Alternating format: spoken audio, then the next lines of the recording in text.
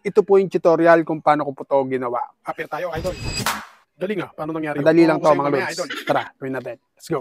Gawa lang po tayo ng video katulad niyan, nag-appear sa hangin. Siyempre po, mag-a-active din po tayong may ka-appearan po tayo dyan. Tapos po yung second clip natin, appear po uli, sa kabilang side naman po manggagaling. Kapag meron na po kayo niyan, tara po sa CapCut. Dito mga lods, sa pangalawang clip lang po tayo magpo-focus. Itap po natin para ma-highlights. Tapos po, focus po tayo sa baba. Piliin po natin dyan yung overlay. Tapos po, i-move po natin yan sa unahan. Then, stay pa rin po tayo dyan. Tapos po, focus pa rin po tayo sa baba. Piliin po natin dyan yung mask. Then, piliin po natin yung horizontal. Tapos po, itayo po natin yung horizontal ng 90 degrees. Then, yung feather, i-adjust lang po natin. Dito, mga lods, ita-timing po natin yung pag-appear ng dalawang karakter natin. Kapag na-timing na po natin yan, stay pa rin po tayo dyan. Hindi pa po tayo tapos dyan. Dahil ikakopy po natin yan. Piliin po natin sa baba yung duplicate. Stay pa rin po tayo sa unahan yan. Dahil mag-i-split naman po tayo dyan banda. Yung bago po mag-appear, yung dalawang karakter po natin. Tigil po tayo dyan, sabay piliin po natin yung split sa baba. Tapos po, abante po tayo. Ngayon po, nawala na yung dalawang karakter po natin dahil po sa mask na ilalagay po natin, kaya nawala yan. Mamaya malalaman nyo po kung paano natin palabasin yung ating dalawang karakter dyan. Sa ngayon, mag-split po muna tayo dyan. Then, stay pa rin po tayo dyan. Balik po tayo sa mask. Tapos po, piliin po natin yung invert sa baba. Ngayon po, napalabas na po natin yung dalawang karakter po natin. Ilagay lang po natin yung horizontal sa may gitna. Tapos po, kapag pinlay po natin yan, ganyan kalalabasan po niyan.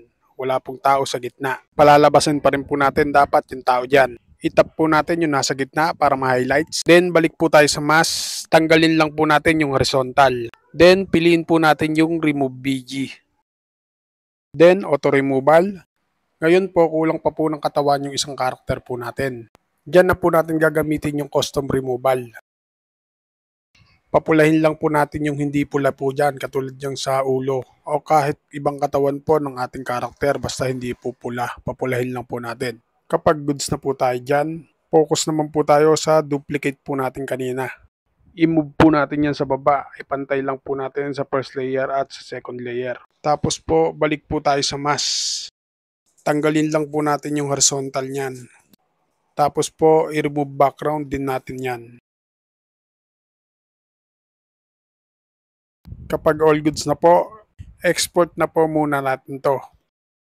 Hindi pa po tayo tapos dyan, add new project po tayo, kunin po natin yung in-export po natin. Sa pag-appear po ng dalawang karakter po natin, tigil po tayo dyan. Tapos po, piliin po natin yung effect sa baba.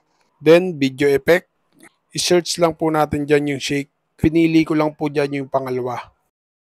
Then, in-adjust ko lang po yung speed at range yan.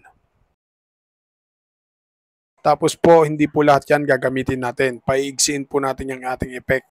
Tignan po natin kung anong magiging resulta. Kapag goods na po tayo dyan, maglagay naman po tayo ng sound effect. Punta lang po tayo sa audio, then sound effects. Search lang po natin dyan yung clapping. Dito mga lods, madami kayong pagpipilian. Kaya na po bahala pumili dito mga lods. Finally, kapag all goods na po, ready to export na po natin mga lods. Nasundan po ba? Sana nasundan at sana nakatulong. At kung nakatulong, pakishare mo naman ang video nito para mas marami pong makaalam. Paano mga Lord, salamat sa inyong panonood at thank you Lord. Peace out.